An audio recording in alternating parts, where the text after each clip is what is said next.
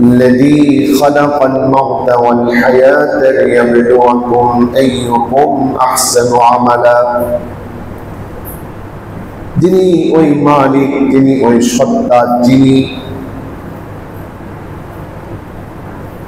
তোমাদেরকে পরীক্ষা করার জন্য হায়াত ও মওত দিয়েছেন, জীবন ও মরণ দিয়েছেন। জীবন মরণের এক আয়োজন তিনি তোমাদের জন্য সাজালেন। তার একমাত্র কারণ হচ্ছে তিনি পরীক্ষা করে নেবেন কার আমল কত সুন্দর। মানুষ জীবনে যা করে, যা চিন্তা করে, সব হলো আমল।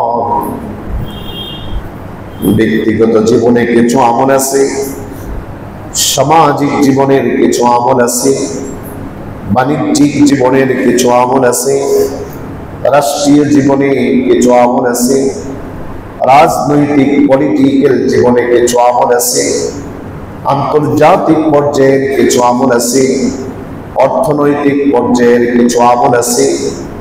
আল্লাহ পাক বলেন মানবতার জীবনের সকল আমল কার কত সুন্দর, এটা আল্লাহ পাক পরীক্ষা করার জন্য জীবন মরণ দিয়েছেন। কার আমল কত সুন্দর। এই জন্য কখনোই আমাদেরকে এই চিন্তা করা যাবে না যে নামাজ এটা একটা আমল, রাজনীতি এটা আমল না, তাহাজ্জুদ আমল, রোজা আমল, কিন্তু দোকানদারি আমল না, এটা কখনোই ভাবা যাবে না। আমাকে আপনাকে ওই কথা অন্তরে স্থাপন করতে হবে, আপনি আমি যা করছি সব আমল। এখন কার আমল কত সুন্দর এটা আল্লাহ পাক দেখতে চান। এর জন্যই তো এক্সাম্পল হিসাবে আমরা কোরআন থেকে একটা উদাহরণ নিতে পারি, একটা এক্সাম্পল নিতে পারি, একটা মিছিল নিতে পারি।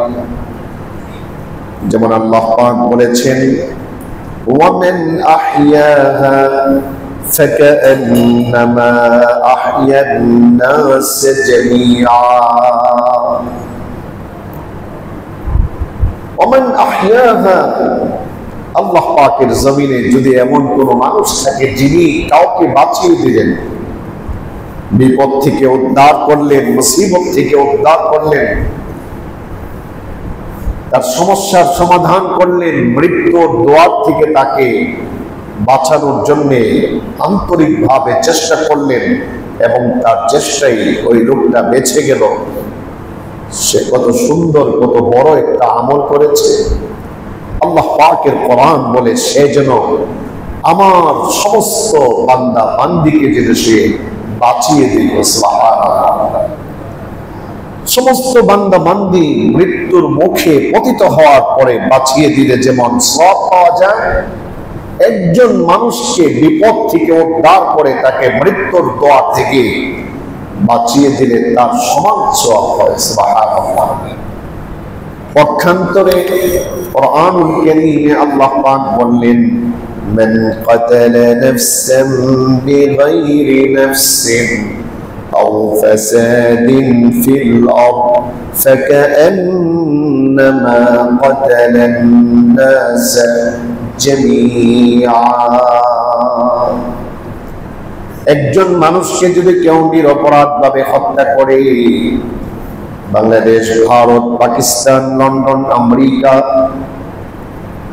কৃষ্ণাঙ্গ, শ্বেতাঙ্গ, শিক্ষিত, অশিক্ষিত, নামাজি, বেনামাজি, হিন্দু, খ্রিস্টান, বৌদ্ধ, নাসারা, মুসলিম, অমুসলিম, যত প্রকারের আল্লাহ পাকের বান্দা বান্দি দুনিয়াতে গমন করছে, যারা অতিবাহিত হয়ে গেছে, যারা অতীত হয়ে গেছে, যারা বর্তমানে আছে, যারা ভবিষ্যতে আসবে, একজন মানুষকে কতল করার কারণে, একজন মানুষকে নিরপরাধভাবে হত্যা করার কারণে সে যেন আল্লাহ পাকের সমস্ত বান্দা বান্দিকে হত্যা করার গুনাহ কামাই করলো। সারা দুনিয়ার মানুষকে হত্যা করার গুনাহ ওই ব্যক্তির আমলে দেওয়া হবে যিনি নিরপরাধভাবে একটা মানুষকে হত্যা করেছেন। এই সকল দৃষ্টিকোণ থেকে যদি আমরা লক্ষ্য করি, তাহলে আমার ভাই আমার কাছে কতটা নিরাপত্তার সাথে আছে, আমার বোন আমার কাছে কতটা নিরাপত্তার সাথে আছে, আমার জনগণ প্রশাসনের কাছে কতটা নিরাপত্তার সাথে আছে, আমার প্রজারা রাজার কাছে কতটা নিরাপত্তার সাথে আছে, আমার মুক্তাদিরা ইমামের কাছে কতটা নিরাপত্তার সাথে আছে, আমার কর্মীরা তার নেতার কাছে কতটা নিরাপত্তার সাথে আছে। যারা জিম্মাদার তাদেরকে আল্লাহ পাকের শাহী দরবারে জবাবদিহি করতে হবে। আসামির কাঠগড়ায় দাঁড়িয়ে পঙ্খানুভাবে জবাব দিতে হবে, কেন আমার আন্ডারে এই লোকটি নিরাপত্তা পায়নি, অধিকার পায়নি, অনাহারে কেন দিন কাটালো, কারণ কি? পঙ্খানুভাবে তাকে জবাব দিতে হবে। আজীব এক তামাশা, রাষ্ট্রপ্রধানের দোষ ত্রুটি এটা পরিচর্যা করা যাবে না। তার মানে নিশ্চিত সে জানেন যে রাষ্ট্রপ্রধানের অনুভূতি এমন, জনগণ আমাকে সমালোচনা করতে পারবে না, আমার দোষ ধরিয়ে দিতে পারবে না। এমন কোন ইসলামিক স্কলার, মসজিদের খতাবে ইজাম, আইম্মায়ে মাসাজিদ, খুতাবাউল মাসাজিদ, যারা দ্বীনের রাহবার, মানুষকে দ্বীন বোঝায়, ওই মানুষগুলো সাধারণ মানুষদেরকে দ্বীন বোঝায়। রাষ্ট্রপ্রধান নিয়ে তিনি কোনো কথা বলবেন না, রাষ্ট্র নিয়ে, সংসদ নিয়ে, রাজনীতি নিয়ে, আন্তর্জাতিক জীবন নিয়ে, রাষ্ট্রীয় জীবন নিয়ে তিনি আর কথা বলার দরকার কি? এমন একটা অনুভূতি আমাদের সমাজে এর প্রচলন। বয়ান মানে হলো নামাজের বয়ান, বয়ান মানে হলো হজের বয়ান, বয়ান মানে হলো যাকাতের বয়ান, বয়ান মানে হলো রোজার বয়ান। এইগুলাকে আমরা বয়ান মনে করতেছি।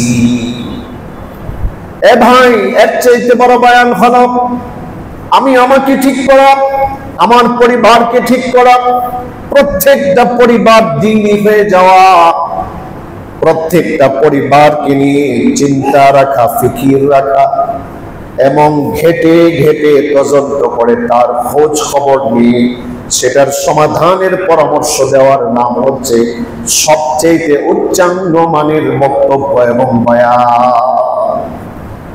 আজকে এগুলোকে বয়ান বলা হয় না। আজীব অবস্থা। মেম্বার সাহেব রেগে যায়, তিনাকে কিভাবে মেম্বারি করলে তিনি আল্লাহর কাছে একজন গ্রহণযোগ্য মেম্বার হবেন, এটা যখন ইসলামিক স্কলাররা যখন সঠিকভাবে ব্যাখ্যা করেন তিনি রেগে যান।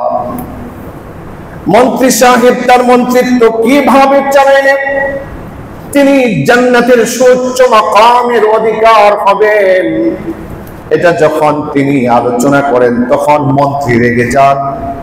সেক্রেটারি সাহেব তার সেক্রেটারিয়েট কিভাবে পরিচালনা করলেন, তিনি জান্নাতের সুউচ্চ মাকামের অধিকারী হবেন, এটা বয়ান করলে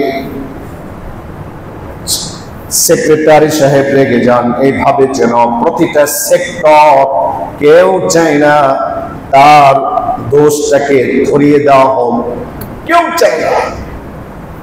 এটা কোন মেজাজ, এটা কোন মেজাজ ভাই? আমি একজন খতিব, আমার ভুলটা যদি আপনি ধরিয়ে দেন, আমি তো মনে করি আপনার কপালে 3টা চুমু খাওয়ার দরকার, আপনার বুকে আলিঙ্গন করে আপনাকে কয়েকদিন দাওয়াত করে বাসায় খাওয়ানোর দরকার। সেই দৃষ্টিকোণ থেকে আমাদের রাষ্ট্রপ্রধানরা, আমাদের পার্লামেন্ট সদস্যরা যারা আছে, আমাদের অভিভাবক যারা পলিটিক্যাল লাইনে, তাদের সমালোচনা যখন করা হয়, তাদের ভুল ত্রুটি যতটাই ভক্তি শ্রদ্ধার সাথে আপনি বলেন না কেন, সে রেগে যাবে। এমন প্রয়োগ আমরা অতিবাহিত করে এসেছি। জন্মের পর থেকে পর্যন্ত প্রায় 40 বছর অতিবাহিত হয়ে যাচ্ছে। রাষ্ট্রীয় ব্যবস্থায় এমন ব্যক্তিদেরকে আমরা দেখতে পেয়েছি। আজই এটা কোন মেজাজ? হ্যাঁ, ইতিহাস লক্ষ্য করলে দেখা যায় এটা ইব্রাহিমের মেজাজ নয়, এটা নমরুদের মেজাজ। এটা মূসার মেজাজ নয়, এটা ফিরআউনের মেজাজ। এটা মুহাম্মদ সাল্লাল্লাহু আলাইহি ওয়াসাল্লামের মেজাজ আর আদর্শ আর চরিত্র নয়। এটা হচ্ছে আবু জেহেল, উতবা, শাইবা, আবু লাহাব, কাফের বেঈমানদের মেজাজ। এইজন্য স্পষ্ট ভাষায় বলতে চাই, যে সেক্টরে থেকে তাদের সমালোচনা আর তাদের দুষ্কৃতি নেক নজরে ধরিয়ে দেওয়ার পরে তারা রেগে যায়, তারা জুলুম অত্যাচার চাপিয়ে দেয়, তারা জেল জরিমানা করে, তারা হামলা করে, মামলা করে, তারা সন্ত্রাস করে, তারা আমাদেরকে গুম করে, মিথ্যা মামলা দায়ের করে, হয়রানি করে, তাদের মধ্যে আবু জেহেল, উতবা, শাইবা, আবু লাহাব, কারুন, ফিরআউন, এদের মধ্যে আপনাদের মধ্যে কোনো তফাৎ নাই, সমান। কথা ঠিক কিনা? এমন ব্যক্তিদের রাজত্ব আমরা কি আগামী দিনে চাই?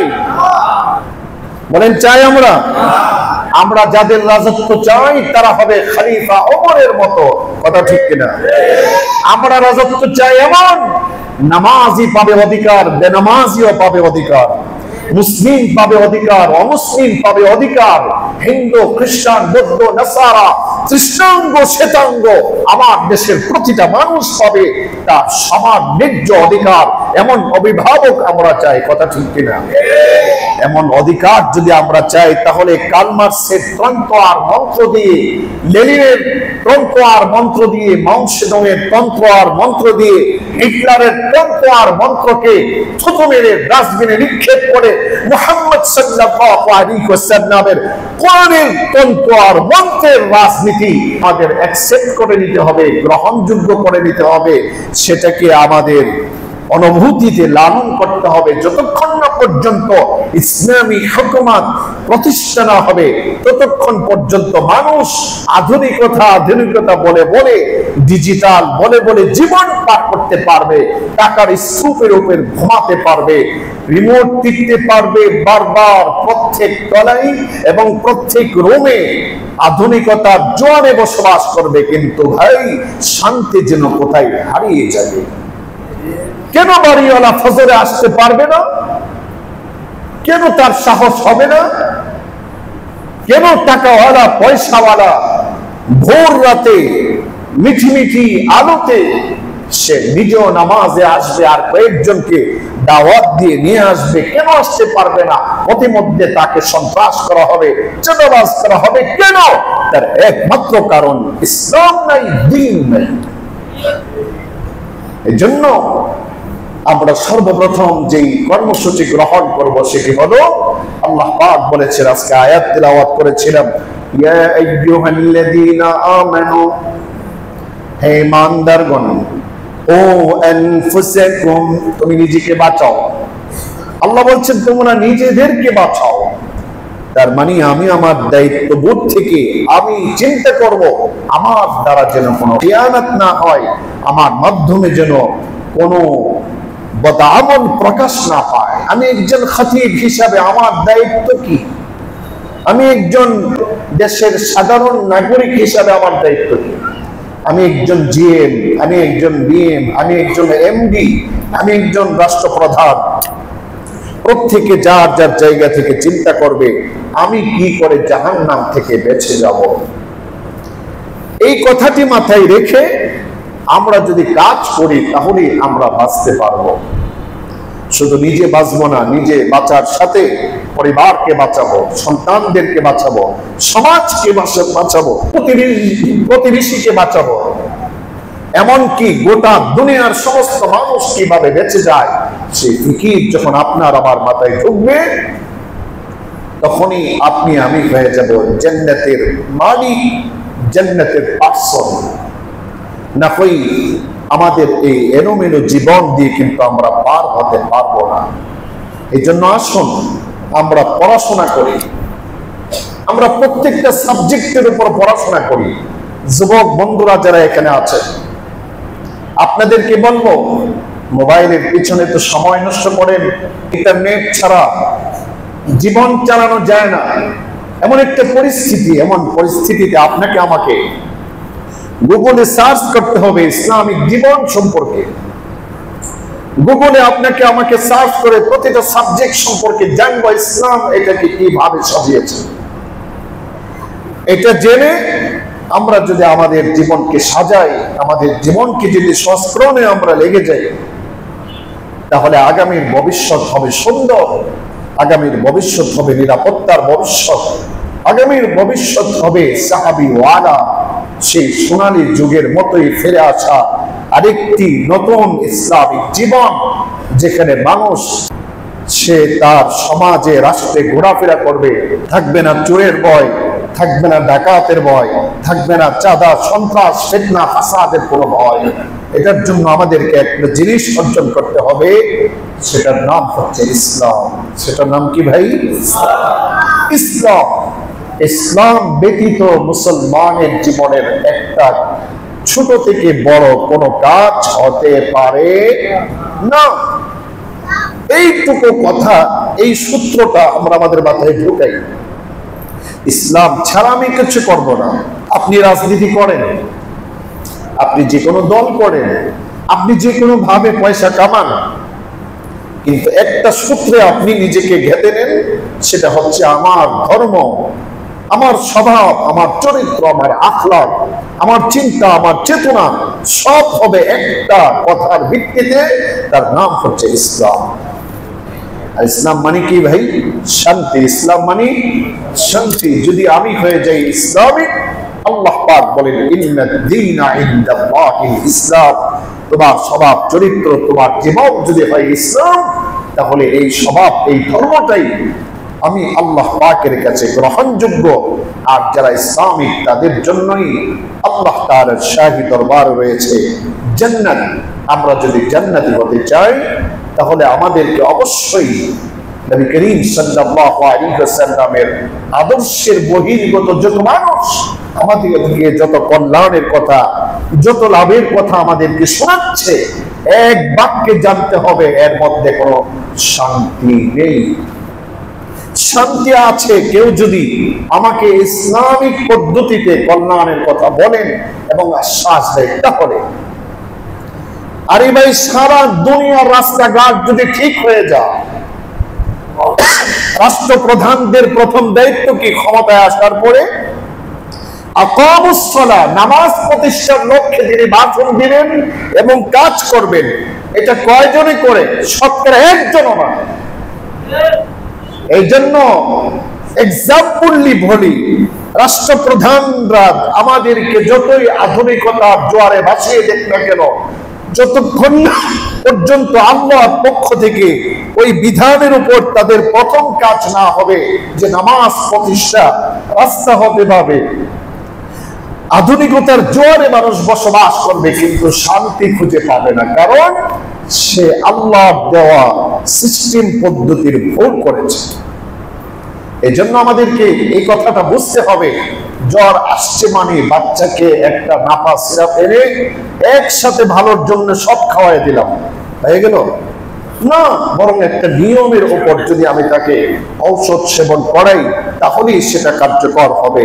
ঠিক অনুরূপ ভাবে আধুনিকতা, টাকা আর টাকা, পয়সা আর পয়সা, উন্নতি আর উন্নতি, কিন্তু ইসলাম নাই, নামাজ নাই, দিন ইসলামের পক্ষে কোনো আন্দোলন নাই, দিন ইসলামের পক্ষে কোন প্রকারের কোন ভূমিকা রাখে না রাষ্ট্রপ্রধানরা, কখনোই তারা সফল কাম হতে পারবে না।